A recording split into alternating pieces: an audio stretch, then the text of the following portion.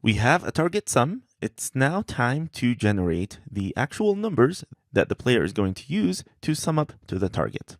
So before we do that, let me talk about my decision to keep this target div in this top level game component and not create a child component just to represent this target div. This is definitely a style preference. If you want this target div to be contained and you want the style of this target div to be contained, then a child component to represent this target div might be worth it. However, a child component to represent this target div also introduces some complexities. So it's just something that you need to decide on. I decided to keep this target text in this game component for many reasons. But one of them is that it's the only text of this type, the target text. And the other reason is that a lot of the calculations in this game component are going to depend on the value of this target. So introducing a child component here is going to introduce some data flow complexities in the game. And I'm trying to keep things simple. Okay, so now we need to create a text element for every random number that the player is going to use to play. But before we do that, let's think about it. First of all, this number of random numbers, I'll call it random numbers count, is something that we probably should control in every game. So for example, I might render a game with 6 random numbers, and then I might render another game with 7 random numbers to make the game a little bit more difficult. So it's definitely something that we should pass to the game from the top level component that controls the game. So let's call this random number count. And let's render our first game with 6 random numbers. This is the first prob that I am designing for the game component. This means inside the game component, when I use this prob anywhere in here, I'll use this .probs.random number count. It's going to be 6 by default, but I can absolutely render a game with a different random number count. So I'm going to actually go ahead and render this inside the text just for testing. This random number count and make sure that I'm seeing the value here.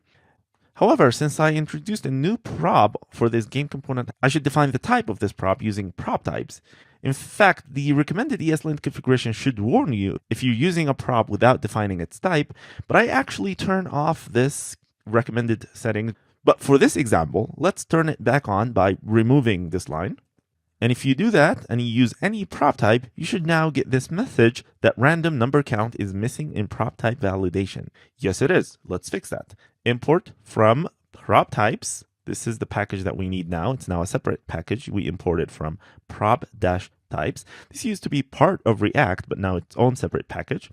And the prob type definition is a static property on the game component. Prob types, this is camel case. And inside the object that represent the prob types, we put a property for every prob that we design in this component. So we have random numbers count, which is prob types dot string, and it is absolutely required. We cannot render a game component without random number count. So now we want to take this random number count, which starts at 6, and we want to have an array of random numbers so we can render that array inside our game component. And just like we placed the target number on the instance of the component, we can also place this array on the instance of the component. Let's call this array random numbers. So this array is somehow driven by the random numbers count property. To create an array from a number, there is a JavaScript trick we can use. It's array.from. And you give this from an object, and inside the object you define the length of the array that you want. So I want the length to be this.probs.random number count, just like that. This gives me an array of 6 undefined elements. And then I can map this array into actual random numbers here. So for example, this is going to give me a function for every element in the array. And I can use an expression similar to what I did for the target here to create random numbers here. Maybe we'll have these random numbers start from 2 up to, say, maybe 10. Let me fix the indentation here. So this will actually work. This will give us an array of random numbers, but we have a logical problem here. We can't just generate any set of random numbers. We need random numbers with the possibility of summing up to target, which is another random number here. So to do that, you might be tempted to start thinking about factoring this target number and somehow figure out some factors that will sum up to that target number and then fill the rest of the random numbers count array with random numbers. But that's actually a lot harder than it needs to be. In fact, if we just change the order of these operations, if we start with the random numbers and then do the target after that, we could derive the value of the target from the random numbers themselves.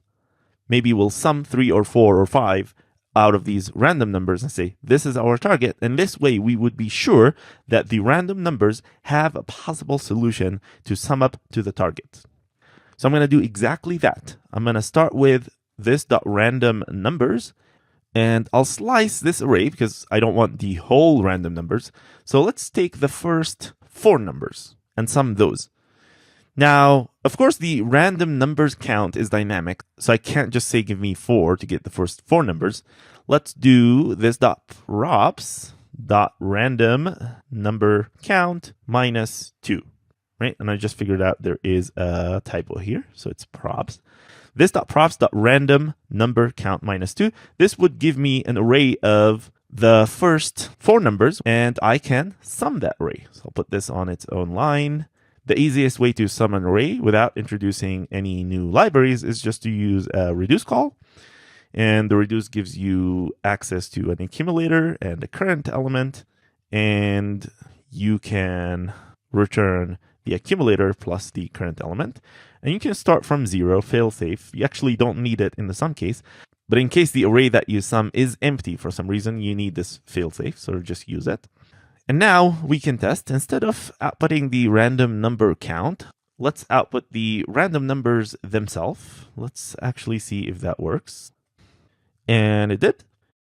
I am seeing the warning here. Invalid prob of type number supplied to game, expected string.